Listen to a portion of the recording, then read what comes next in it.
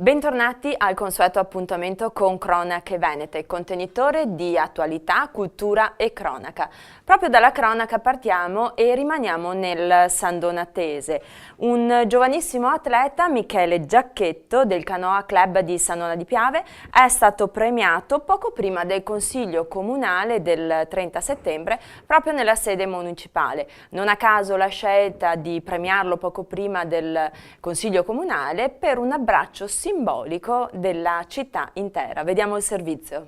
Numerosi giovanissimi atleti del Canoa Club di Sandona di Piave hanno invaso la sala consiliare del municipio per festeggiare il 18enne Michele Giacchetto, giovanissimo atleta del Canoa Club Sandona di Piave, unico veneto a partecipare ai recenti mondiali di canottaggio a Copenaghen, ottenendo peraltro il 9° posto su 25 nei 10.000 metri juniores.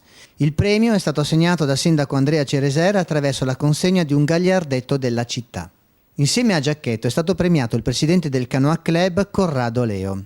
Il sindaco Andrea Ceresera ha poi spiegato che la premiazione si è svolta prima del Consiglio Comunale proprio perché avvenisse simbolicamente di fronte alla città. Essa assume un significato particolare in quanto si tratta di uno sport di fiume a cui la città di Sandona di Piave è intimamente legata.